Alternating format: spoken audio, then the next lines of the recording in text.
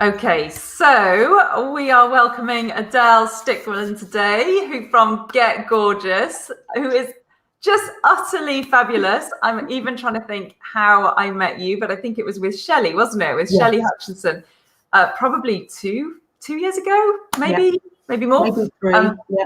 Maybe three. So yeah, Adele came into my life like the absolute firecracker that she is. She's such a bundle of energy, and so I'm really excited to bring her to the Journey to Now today and to learn more about her story and to find out how she came to be doing all this amazing stuff. So Adele, do you want to just introduce yourself? Tell us a little bit about what it is that you do and where you're based.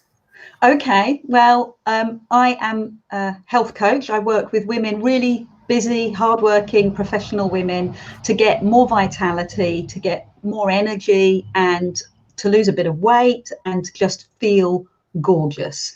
And it was my sister-in-law, who is absolutely wonderful, and she used to say to me, "Hello, lovely Adele." And I thought, right, I love that because it makes me feel fantastic every time she says it. So I turned it from lovely into gorgeous, and I set my website up like that. But and my whole ethos is making sure that everybody feels good and comfortable and happy and in their own body, feel comfortable in their own body. So I live in Devon, and I pop up to London every now and again, and I'll probably be doing that more in the new year as well. So let me rewind a little bit. I might get a bit emotional, but I started a long time ago. I used to work in corporate world, as we all did. I left university, I had a law degree, I went off, I did postgrad marketing. I remember taking my first set of exams, and hugely pregnant. I I found my husband, or he found me, loved Dave, Mrs. to pieces, and I quickly fell pregnant. So I was trying to do all these things. I was trying to work in a really stressful environment. I was in marketing. I was pregnant. I'd found the love of my life. And I was pushing through. I was also living in London, and my hubby was living in Cirencester. So we were commuting for the first little while, and we moved in and made this lovely, happy family. And I still kept working. I still kept doing what I was doing, working in the corporate environment, pushing through, driving through. And there was a couple of things were just made me snap. A couple of times I would take phone calls at 10 o'clock at night, and people would be saying to me from the office, are you happy taking this into the presentation? Are you happy with the quality of this? And I thought, I don't care. I really don't care. I've got a small child with severe eczema in the next room, and you're asking me about business work at 10. I just couldn't believe that was happening. And it happens all the time. And then I think I truly had a proper breakdown. I remember really clearly, it was so simple. I'd cleared my desk the night before. I'd gone into work really early, and an envelope was sat there on my desk, and I knew I had to open it. And just before I opened the envelope, the telephone rang, and that was enough. I thought, I can't do those two things. I had to get up, and I left, and I went on, not particularly long term, but I was off sick for a while, and it made me really reevaluate what I was doing. And my husband said to me, well, go and do your passion. I said, don't be ridiculous. I've got a company pension. I've got a car. I've got a good salary. Why would I go off and do that? And he said, go and do it. And I went, okay. So I trained, first of all, as a fitness instructor. I evolved into a Pilates instructor. And from that, I just explored everything. My mother-in-law politely says that I have an inquiring mind. I think she's just... You're a nosy old bag. I think it's just I'm a bit nosy. And I just followed everything through, because what happened after that happy, beautiful base, we moved to Cheltenham. We had a lovely, gorgeous little family of three. I just couldn't get pregnant again. 10 years of secondary infertility. It was awful. I kept pushing, doing various different things, finding out, gosh, you name it. Chinese herbal medicine, shiatsu, everything, nutrition, till I was, I just kept exploring, kept trying to find out what was going on. And I just realized at some stage, my sister was 10 years younger than me, is 10 years younger than me. And she fell pregnant. And I thought, that's it. I've got to give this up. You know, I've just got to let go. And guess what happened? Yeah. Isn't that just so often the way? But so before all of that, before the stress of trying to fall pregnant, were you already interested in nutrition and health and alternative kind of therapy? I mean, I don't know about you, but when I was growing up, it was all about make sure you've got a really good qualification, make sure you do a really good degree, make sure you've got all your ticks in the right place. So that was what I was following because I thought I had to, but it wasn't my passion. You know, I didn't fit in the corporate world. You know, I remember talking to somebody in the corporate world and they were saying to me, Adele, it's only a cold. I was trying to come up with so many different alternatives. I was like, so have you considered, have you considered? And they're like, whoa. And I realized I was giving too much too quick and I was trying to sort everybody out. So yeah, it's always been my passion. People have always interested me. Health has always been, you know, almost a compulsive disorder. I think it's all fascinating and I believe in holistic health. So trying to sort one thing out without taking into account everything else, I don't think works. I think there has to be pillars. You know, your nutrition is one pillar, your exercise is another pillar, and your mental health has to be the other. And there's plenty more aspects, but those three things bring it all together and they are your foundations. And I started working one-to-one with clients and giving them all the nutritional knowledge that I had and everything that I'd done. And I thought, it's not enough. It's just not enough. People are stuck for whatever reason. And generally, it's because of something that's happened in their past, in their background. And we're all trying to heal. We're all trying to look after ourselves. We're all trying to heal. And I realized that it has to be wider. It has to be wider than just looking at one thing. You have to look at everything. So that's really interesting because so I always know you as Adele, who's like this amazing. I think that one of the newspapers branded you as like the top Pilates instructor in the UK, didn't they, at some point? And so I associate you with Pilates and nutrition. Yes. But clearly you're so much more than that because it's about well-being and mental health as well. So how did you tackle that? Because was that something that you were already pretty clued up about, or did you stick with your focus on nutrition and Pilates? And then how did you move into that kind of mindset work as well? I think my clients led me. Yeah. I think it's asking the question. I was getting good results, but they weren't good enough for me. You know, I think that's what every woman is about, aren't we? We're always pushing ourselves. We're always trying to get to be perfect. I hear that and I hear what I'm saying, but it's the genuine truth. You know, there were good results. Clients were walking away happy. And I was thinking, yeah, but we could do so much more.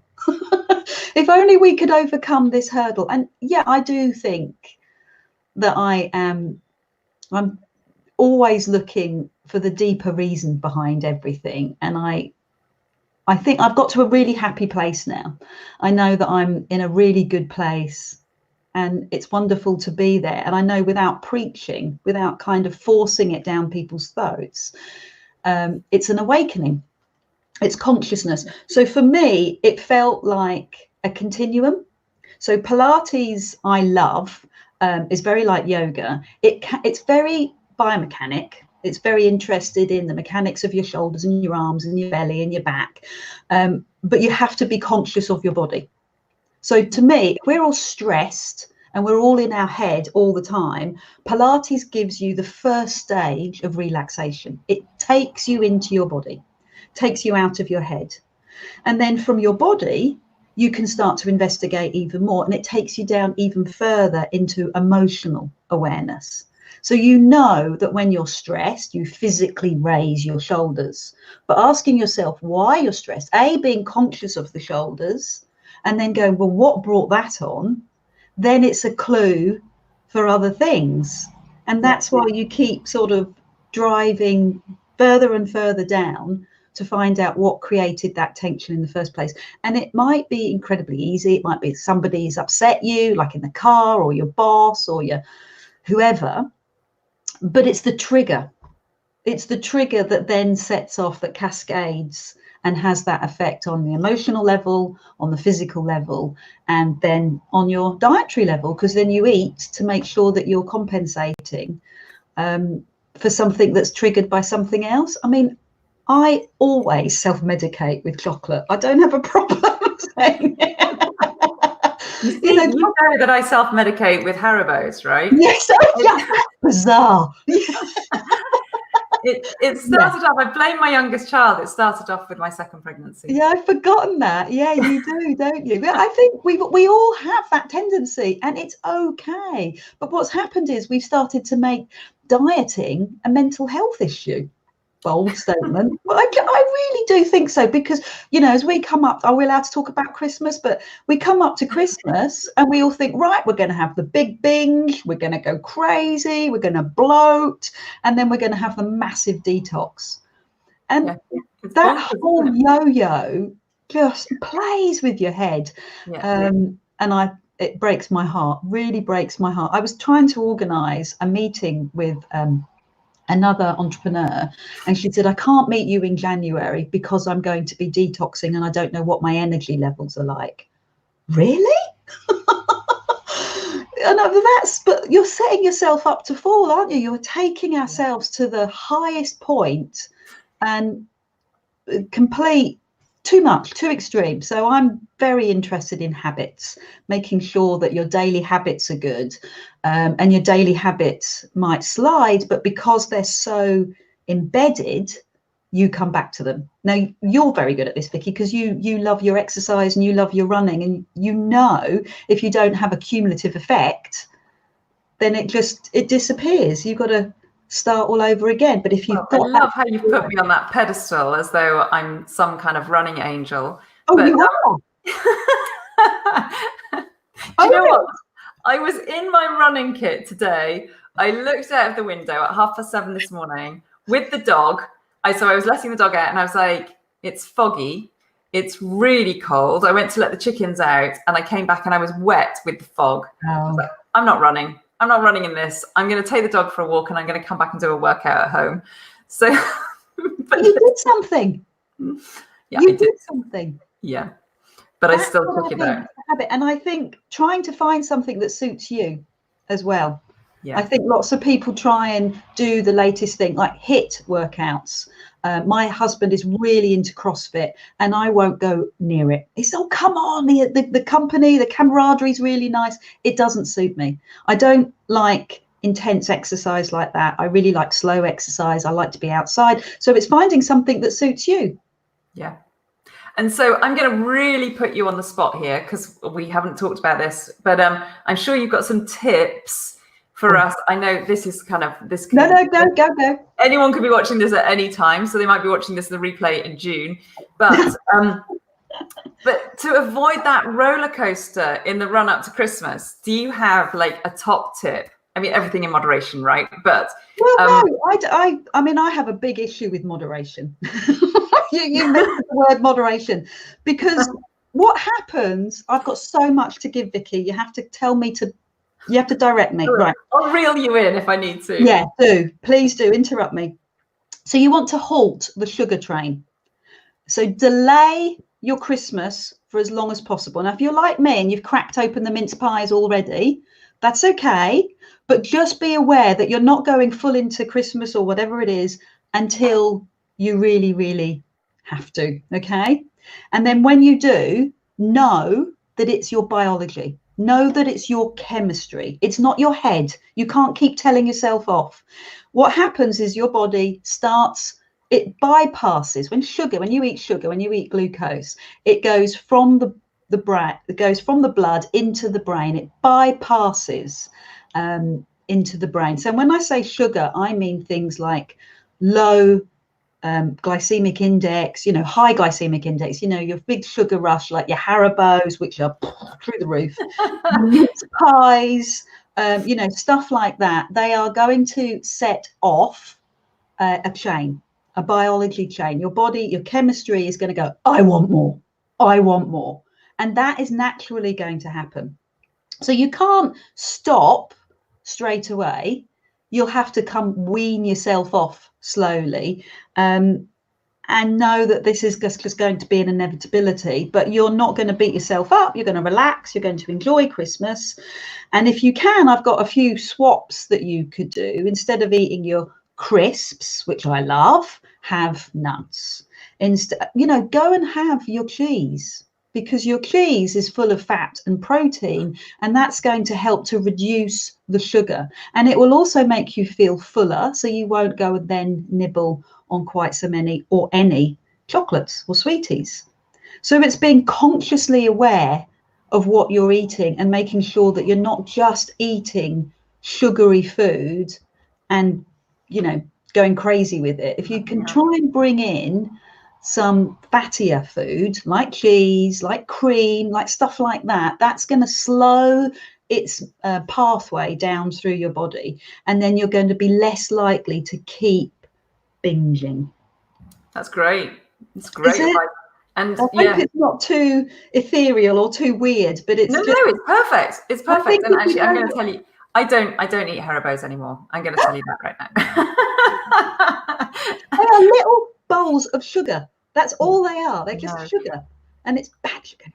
I know, but it's, I tell you what gets me this time of year is the quality street. It's like, it gets me every time. And as soon as I've had one, that's it. I want to eat the whole lot. Yes. But yeah, mince pies don't do it for me, which I'm so grateful for. So I can buy mince pies. They can be in the house and I'm never even slightly tempted by them.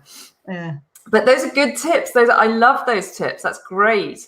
So I know people will get value from those.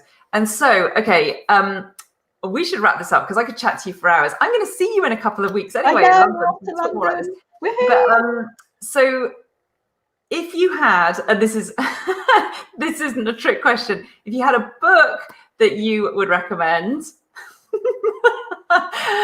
what would it be? Okay, I'm going to tell everybody. Adele this year published this book, Get Gorgeous. It's upside down. And honestly, if you are wanting to get your health and well-being on track, you should go and buy Adele's book, because she just puts it in no nonsense language that even I can understand. So okay, that is obviously your number one recommendation. Do you have any other recommendations of business books, personal books? Oh, I read all the time. I'm always reading. I've just had to go out and buy myself Chicklit, because if I don't, I just keep doing personal development books and PR books and social media books and all the time. But the book that really changed my life, I think, was Jason Vale's book. Jason Vale is the big juicer. And I'm not into juicing. I like real food. I like to taste my food. But his book, which was Kick the Booze Easily, is brilliant, because what he does is he looks at the psychology of drinking and how we associate. We have that trigger, that association of, a beautiful sunset and a glass of wine, or going out with your mates and a beer, or mulled wine and mince pie. And it's the associations that we have with booze. So he talks about the psychology of booze. And that, to me, is the key. So a lot of people don't want to read it because they kind of think, well, if I read it, I'm going to have to stop drinking. That's not what it does. It helps you to understand. To me, knowledge is power. Yeah. And once you understand what it's doing to you in terms of psychology, it doesn't go into any details, any scary details about the health consequences, because we all know about those, but it talks behind the scenes. It talks about the psychology, and that's what interests me. If I can understand the reason behind something, I'm much more likely to adapt it as a habit. So I would say, so if that book is like specifically about drinking, but surely that would apply to smoking, to like binge eating to anything that is addictive in our lives that we struggle to understand why we're doing it when we know we shouldn't be, then it's probably helpful for all sorts of areas of our life, isn't it? Well, Jason Vale's book's all about alcohol, but I think the point is, if you know why you're doing something, then that's going to help. So if Jason talks about alcohol, I talk about eating and why we're eating, why we're binge eating, and why, we don't look after ourselves in the way that we should. So it's finding out the reasons, the personal reasons why we do it. And sometimes, well, most of the time, we don't even know. We're just not aware. We know that we're fed up. I'm not going to swear, nearly did. We know we're fed up. We know we're peed off with X, Y, and Z, but we don't look at why we're peed off. We then just go and try and sort it with either booze, food, gossiping, whatever it is. We use something to kind of push down those emotions. But if you go behind the emotions, figure out what's going on, then that is the truth, and that's the way to find out how to solve it in the long term. And sometimes it just needs a mirror, just needs somebody to come along and say, okay, so why are you saying that? And what's the language that you're using? I'm always listening to what people say and the language that they use. So if they're quite hard on themselves when they talk about booze or when they talk about food, I think I listen to that language, I write it down, and then I often replay it to that person, and they're quite shocked. And if that's programming going on in your head all the time, it wastes energy. It wastes vitality. Constantly got this dialogue. No, don't do that. Don't do that. It's the inner teenager constantly going off.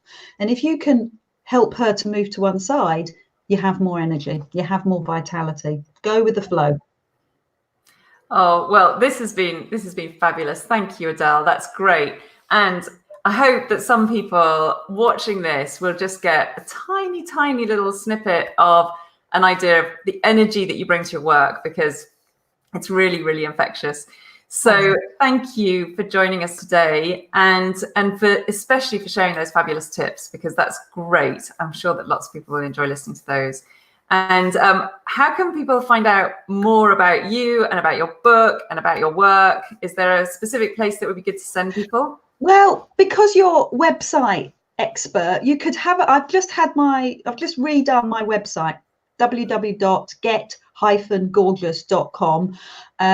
So it's all been updated. I would love your comments and any of your clients' comments, because I've tried to change it and make it more approachable and have a bit of a story to it all. So you can go to my website. Gorgeous is on Amazon. We're not Amazon, and apparently at the moment they've reduced it to 99p on Kindle. So that's a no-brainer. Go and read it, even if you just want to pick up a few hints and ideas. But I'm on Facebook, Adele Get Gorgeous. I'm on LinkedIn, Adele Stickland. I'm on Instagram, but I don't do Instagram very often. I'm not very good at the pictures, but I'm on everything. Brilliant. All right. Thank you, Adele. And yes, have a wonderful Christmas. And thank you so much for coming on and sharing your story with us today. It's been lovely to have you here. Take care, darling. Yeah, bye for now. Bye.